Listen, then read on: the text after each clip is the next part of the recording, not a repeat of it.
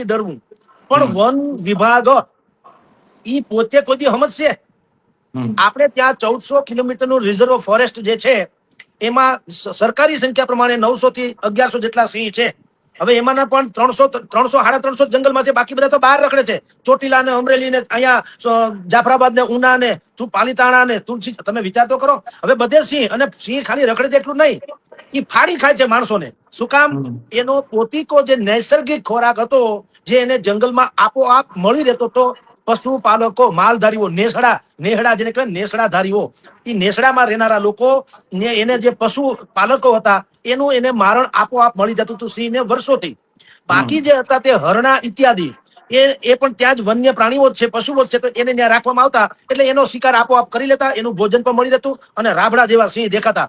સિંહ એટલે આમ તમે જુઓ તો જો આપણી ખાલી નજર એની સામે પડી જાય, મોતિયો ઉતરી જાય, પેલા કાઠિયાવાડમાં કે ને એમ, અને તમારી પાછળ પડે તો પગની કપાહી મટી જાય એવા સિંહ.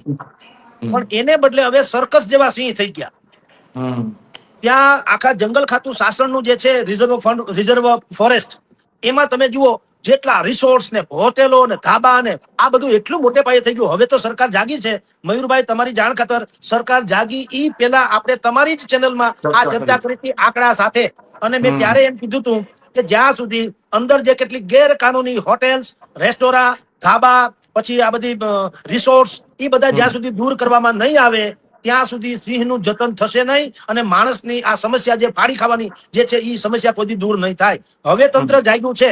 છેલ્લા કેટલાક સમયથી આપણે જોઈએ છીએ તંત્ર જાગ્યું છે, ને તંત્ર એ કીધું છે, એમાં અમુક નક્કી કર્યા છે કે ભાઈ 47 કે 48 કે 50 જેટલા રિસોર્ટ જેથી ગેરકાનૂન છે એને નોટિસો ફટકારી છે કે તમે તાત્કાલિક આને દૂર કરો વગેરે વગેરે. તો સિંહ દિવસની ઉજવણી, આપણો મુખ્ય મુદ્દો આ હતો.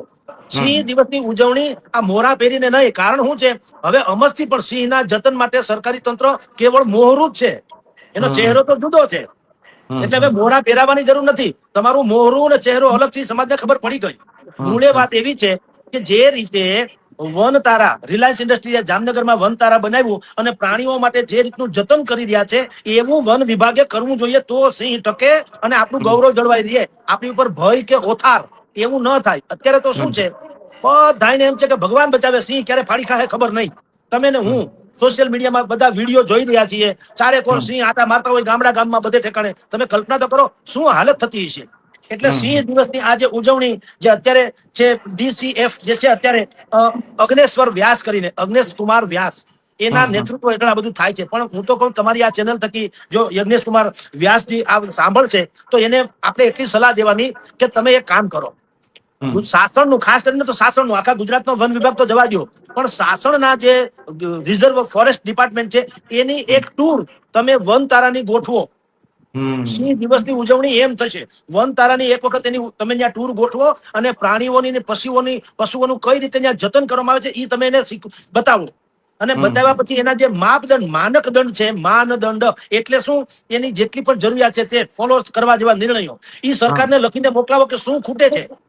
ધીરુભાઈ એટલે મુકેશ અંબાણી કે અનંત અંબાણી પાસે પૈસાનો અનંત જે છે ઉભાર છે એટલે એમ કે એને પોસાય એવું નહીં. સરકારે પણ જો એશિયાટિક આપણું શાન શોકત જેવો જે એશિયાટિક લાઈન છે એને જો બચાવવી હોય તો એને 5 રૂપિયા ખર્ચવા પડે, અને ખર્ચે જ છે, એનું એકાઉન્ટેબિલિટી નથી. માંસ ખવડાવવાની વાત આવે છે, કોણ ખવડાવે રામ જાણે. તો આ બધા ગામમાં કૂતરાની જેમ સિંહ રખડે એમ કોઈ રખડતા હોય ન હોય. એનું ફેન્સિંગ તૂટી ગયું છે, એના રૂટ માર્ગ જે છે એ અવરોધાઈ ગયા છે, હોટેલ ને બધું થવાના કારણે લાયન શો ગેરકાનૂની રીતે થાય છે. મારા તમારા જેવા છેડા અડાડી અને માનજો કે ત્યાં જોવા જાય, લાયન જોવા જાય, ક્યાંથી આવે અમદાવાદથી કે દુનિયાભરમાંથી, તો એ પેલા છેડા અડાડીને જાય, કારણ કે ભાઈને ધક્કો ન થવો જોઈએ. એટલે એ છેડા અડાડે એટલે વનકર્મીને રૂપિયા નાખે કે જે કરતા હોય તે. વનકર્મીને ખબર હોય સિંહ ક્યાં બેઠો છે. હવે સિંહ ભલે ઈ બહુ વિકરાળ અને માંસ ભક્ષી હોય, પણ આપની જાણ કરતા સ્વભાવે બિલકુલ શાંત અને વીવીઆઈપી છે, ને એસી જેવું રહેઠાણ ગમે. એટલે એ મારણ કરીને ગુફામાં આમ ગુફા ખોદી અને અંદર વહી જાય જ્યાં તમને ભેજ લાગે, ઠંડક, અને ત્યાં પછી સૂતો રહે. તો સિંહ બેઝિકલી પ્રકૃતિ દસ્તો એ શાંત છે. હવે આ લાયન શો જોનારા પૈસા આપીને વનકર્મીથી માંડીને જે હોય તેને પૈસા આપે કે બીજી કોઈ લાલચ આપે,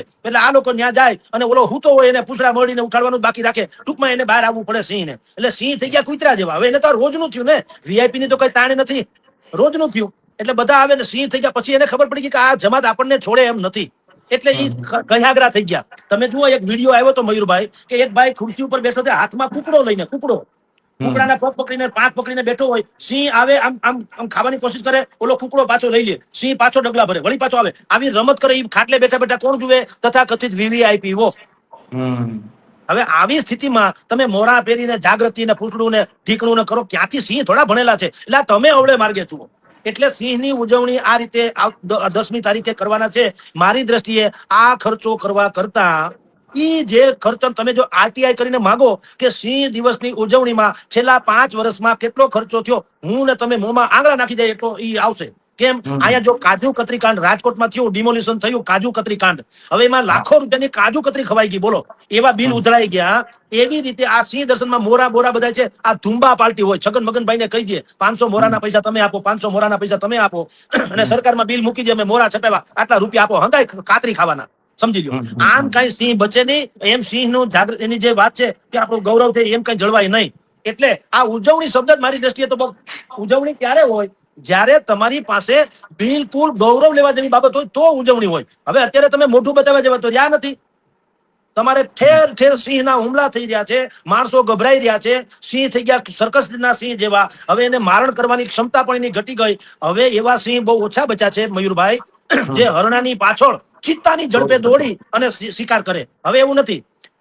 એ અહીંયા ગામમાં રખડવા માંડ્યા. મારા તમારા જેવા માણસો હાથમાં, આપણે તો હમણાં ગભરું પ્રાણી હોય જ ને સિંહની સામે, એટલે એને સરળતાથી બધું ખોરાક મળવા માંડ્યો. એટલે એની જે મારક ક્ષમતા હતી એ પણ એની ઘટી ગઈ. એટલે સિંહે પોતાનું સિંહત્વ જે છે ગુમાવ્યું. મને એક નિવૃત્ત જે છે DCF નિવૃત્ત, અત્યારે ફોરેન હતા ને, આ વનકર્મીઓ અને સિંહ વિશે બહુ અદાલતોમાં પણ લડ્યા છે. એને મને એક વખત કીધું તું ફોન કરીને, મારી પાસે એનો નંબર પણ છે. એને એમ કીધું કે જગદીશભાઈ તમારી ભાષામાં એક વાત કરું, સિંહ કેવા થઈ ગયા.